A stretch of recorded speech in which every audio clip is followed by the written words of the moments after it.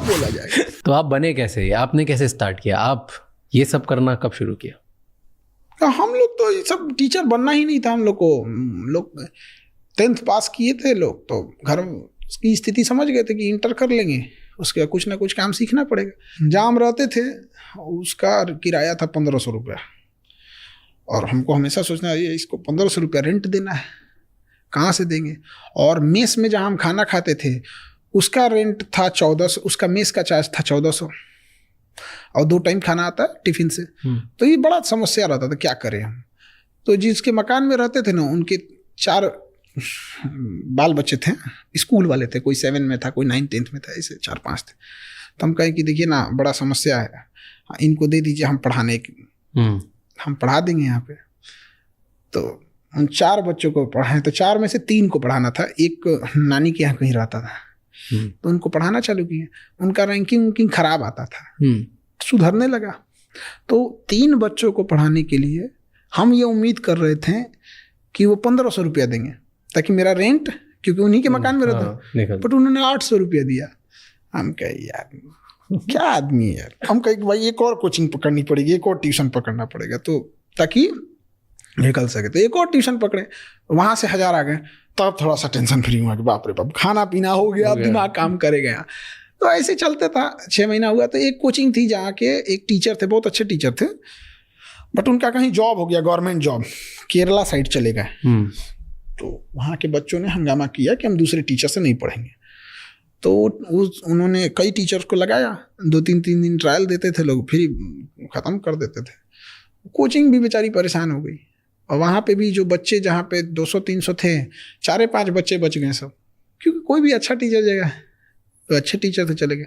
मेरा एक दोस्त था हेमंत, जो वहाँ ऑलरेडी इंग्लिश पढ़ा रहा था, और कहा कि भाई वहाँ एक जीएस का टीचर की कमी है, चलोगे? GS general studies. ओके। हम कहे चलो भाई, हमको क्या जाता है।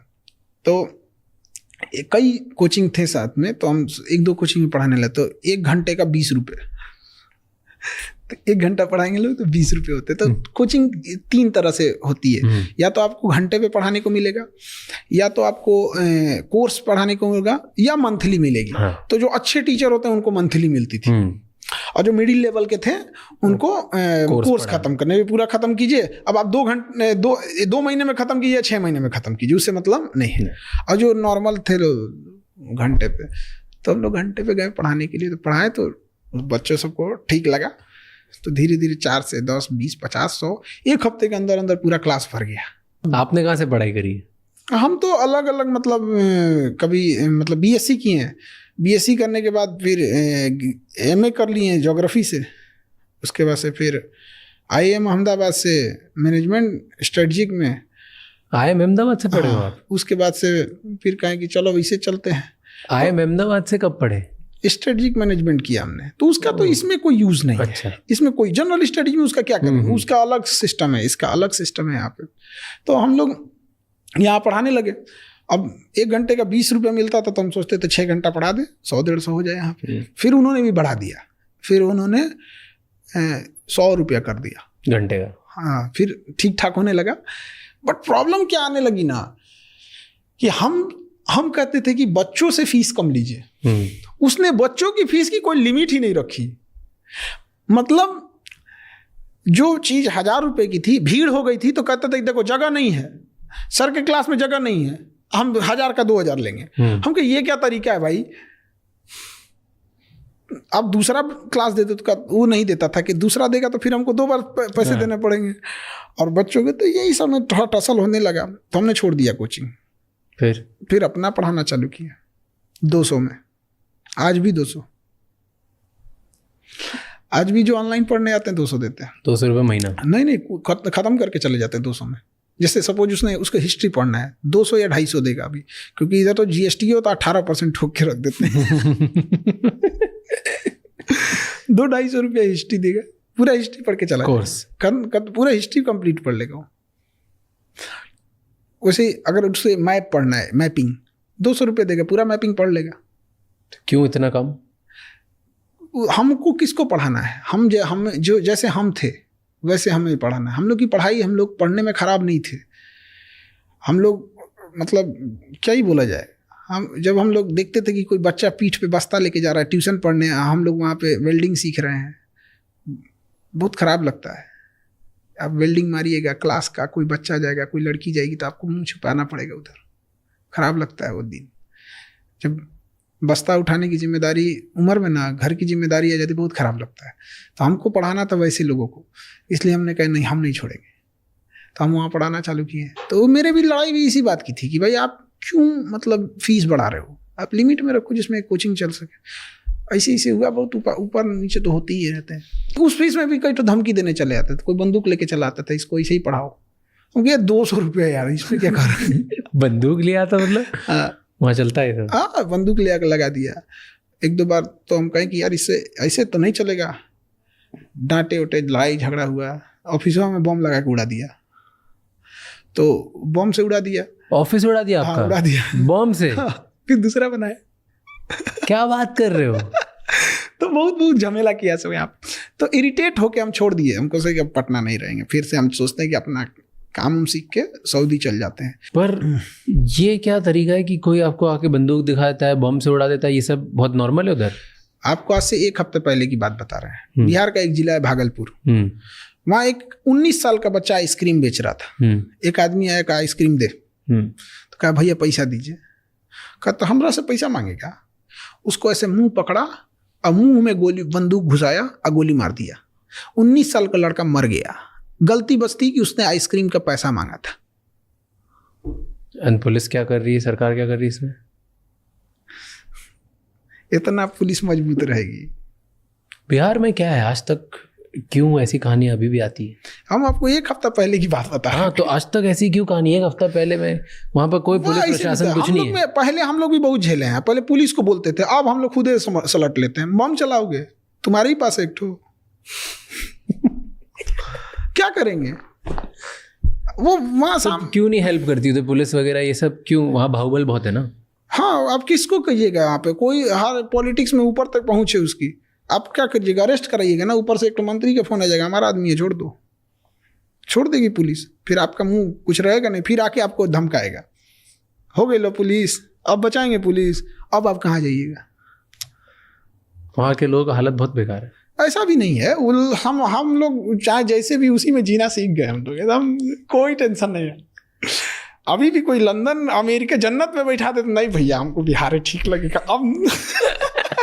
अब बिहार ही एकदम तो जान का खतरा है, पढ़ा नहीं सकते, 90 रुपए नहीं देना, 200 रुपए नहीं देना, उसके चक्कर में लोग बम उड़ा दे। तो हम लोग भी उसी में लड़ते लड़ते जी गए। यहाँ पे फौजी सबको देखिए, फौजियों की जिंदगी कैसी होती है, कौन सा उन्हें सुख चैन मिलता है। लेकिन फिर भी कोई फौजी को कहिएगा कि पोस्ट छोड़ के जाओगे, कहे कि आप मर जाएंगे, हम फौज नहीं छोड़ेंगे। हम लोग भी ना भैया, दुनिया में कुछ भी हो जाए, जन्नत एक और, बिहार अपना एक और। बिहार से तो भैया मतलब वो मिट्टी नहीं, वो लगाव है वहाँ। जो जाता है ना, अगर गलती से कोई 6 महीना बिहार में रह गया ना, चाहे जहाँ का भी वहीं का बच जाएगा।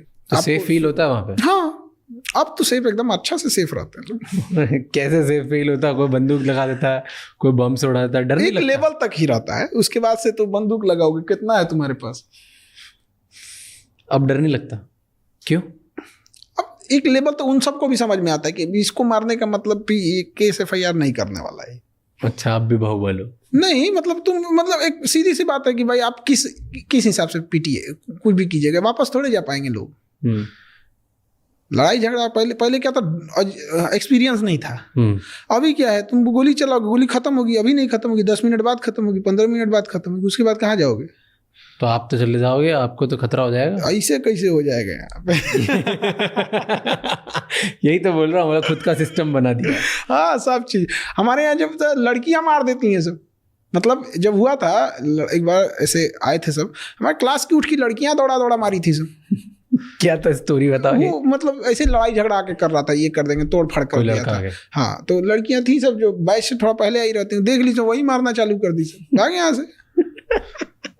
तो स्टूडेंट ही मारते हैं। हाँ, स्टूडेंट ही। हमारे पास वो ब्लैक कमांडो से ज़्यादा खतरनाक है वो, एजुकेशन में मतलब बहुत यूनिक है। इसी वजह से बिहार में जो प्रेम मिलेगा ना आपको, वो आपको देख के आप पागल हो जाएंगे, कहेंगे यार कैसे ये चीज़ है। तो हम लोग को थोड़ा सा सिस्टम की वजह से थोड़ा सा गड़बड़ी हो गई। जैसे सेना में आपको भी जाना था ना, फौजी बनना था?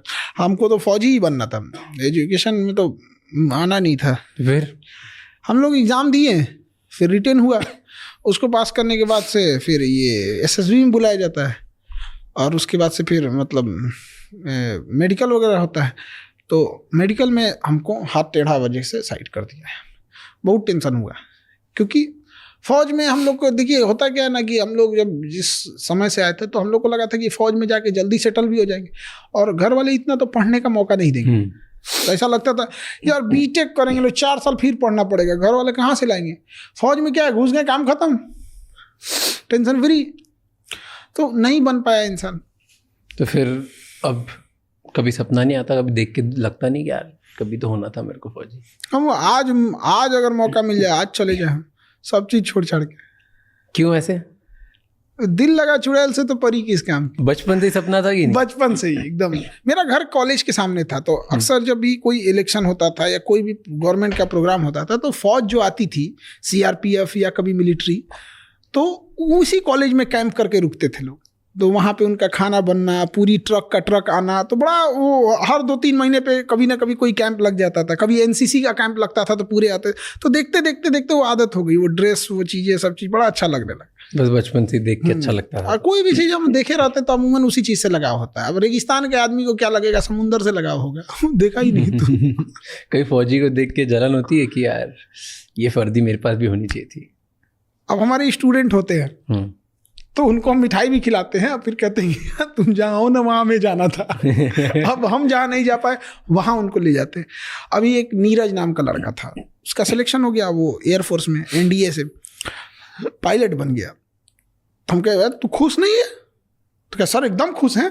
टेंशन इस बात की है ना, ऐसा ना हो कि हमको राफेल मिल जाए, हमको चाहिए सुखोई।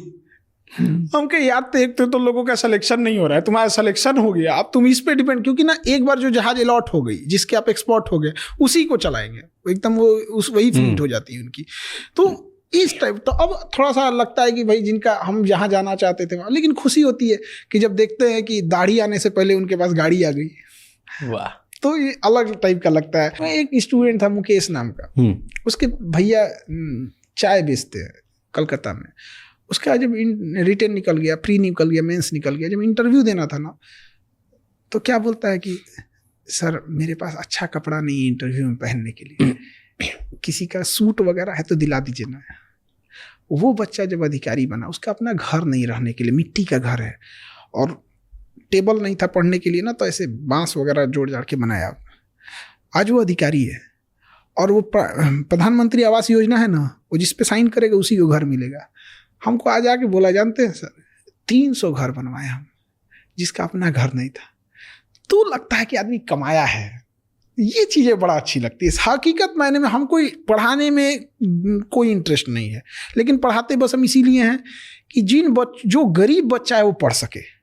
दूसरा, जो कमज़ोर बच्चे, उन्हें ये ना लगने लगे कि वजह वो नहीं पढ़ सकते, उन्हें हम एक हिम्मत देना था। आज भी जो बैक बेंचर होता है ना, इंडिया के किसी बैक बेंचर से हम यही कहते हैं, उसको एक आखिरी उम्मीद रहता है, खान सर है तो हमको क्या टेंशन। हम बैक बेंचर जो बैठे रहते हैं उनको एकदम टेंशन नहीं, उनको लगता है कि उनका ब्रांड एम्बेसडर है। हमारे आज भी हैंडीकेप को पैसा नहीं लगता है। कोई हैंडीकेप आ जाए पढ़ ले, उसका कोई पैसा नहीं लगता है अभी भी।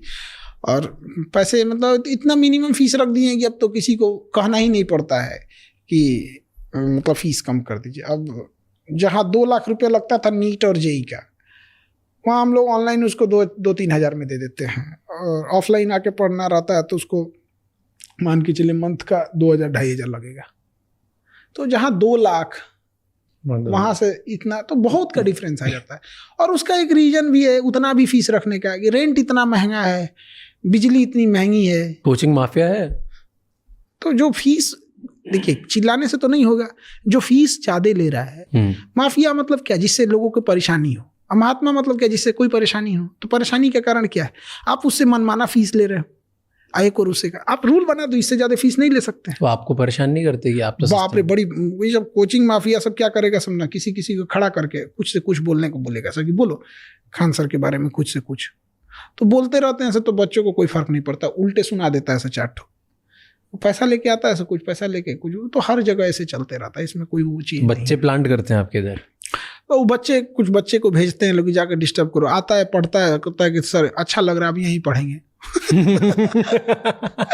एक बच्चा आया था हमसे यूपीएससी वाले क्लास में, कह रहा है सर हमको कोचिंग वाला, अब नाम नहीं लेंगे कि एक होता है प्रोटोकॉल, तो उनकी फीस थी 2 लाख रुपए। तो 3-4 बच्चे आए थे, उनका कहना था कि इनका जब यूपीएससी का क्लास चलेगा ना तो उसमें खड़े होकर तुम डिस्टर्ब करना, कुछ से कुछ क्वेश्चन पूछना, और उनको प्लांट किया गया। और उन्होंने हमारे यहाँ एडमिशन कराया उस बच्चे का, और पूरी प्रॉपर आई कार्ड वगैरह एडमिशन करा के बना। 1 हफ्ते बाद वो बच्चे आए सर मिलने, हम कहे बोलो, क्या सर अकेले में 2 मिनट, तो क्या बोलना है यार, कौन सा तुम कहीं लाश थोड़े ना दफनाए हो कि हमको अकेले में बताओगे, पढ़ाइए के ना बात बोलो। नहीं सर बताएगी सर हमको कोचिंग वाला भेजा था डिस्टर्ब करने, लेकिन कसम से सर बहुत अच्छा लगा यहाँ पर, अब हम यहीं पढ़ेंगे सर। आवाज बस इस चीज पर उठना चाहिए कि कोचिंग की फीस एक लिमिट में होनी चाहिए, आप इससे ज्यादा नहीं ले जा सकते, और जो कम लेते हैं उन पर टैक्स वगैरह में थोड़ी सहूलियत देनी चाहिए। अब एक बात बताइए, जब लॉकडाउन लगा था देश के पास पैसे नहीं था, पहली बार हुआ था, आपको बिलीव कीजिएगा कि हमने जो पहला बैच लाया था पूरे कोर्स का 11 रुपए का था, कल्पना नहीं कर सकते, कोई 11 रुपए का। और एक बच्चा गुजरात या महाराष्ट्र से गुजरात थोड़ी दूर पे मेरे क्लास में आया, वो पूरी मतलब क्लास के सामने बड़ा अजीब उदास हो गया।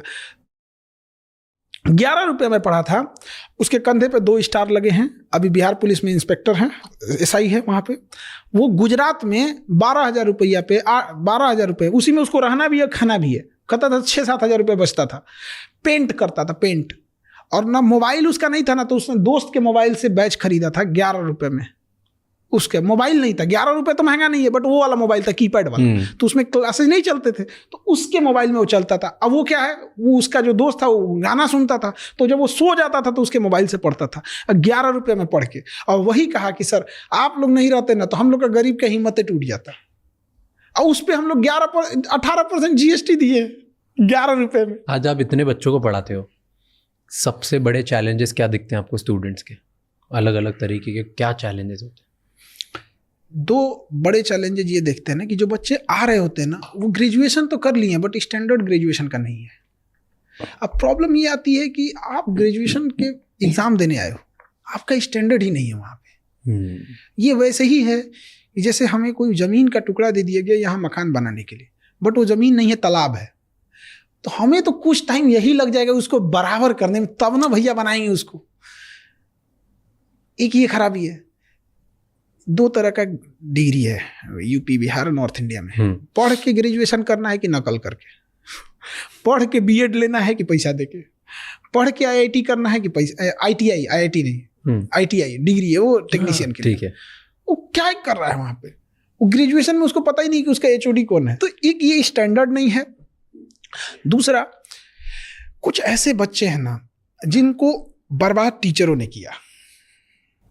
टीचर मतलब इन द सेंस क्या है, बर्बाद कैसे किया कि टीचर की संख्या कम है, स्टूडेंट हमेशा ज़्यादा होते हैं। टीचरों ने मिल के कहा स्टूडेंट्स अपना लेवल उठाओ ताकि पढ़ाई समझ में आ जाए। अरे भैया टीचर्स लिमिटेड है, इन्हें कहिए कि आप जो बड़का स्टैंडर्ड में फेंक रहे हैं ना, अपना ही थोड़ा डाउन कीजिए, उसके बराबर आ जाएगा। इक्वल होना ही मतलब है, दोनों तरह से इक्वल हो सकता है। यहाँ पे 50 लोग आ जाए, 50 चेयर नहीं है तो या तो उन्हें हम खड़ा रखेंगे या तो हम लोग भी अपनी कुर्सी छोड़ के सब बैठ जाते हैं, सब नीचे ही बैठ जाते हैं, क्या जाता है। तो एक ये बर्बाद कर दिया वहाँ पे। और उसके बाद और भयानक क्या लगता है, उसी क्लास में दोनों बच्चे बैठे होते हैं जिनका एक स्टैंडर्ड नीचे, एक का स्टैंडर्ड हाई है। एक हाई वाला क्वेश्चन पूछेगा ऐसा कि बेचारा पूरा पीछे वाला दहल जाएंगे, तो इतना हैवी कैसे पूछ दिया। इसलिए सबको डांट के रखते हैं, एकदम शांति से रहो, हम बताएंगे। हम लो लेवल से लेके हाई लेवल तक चले जाएंगे।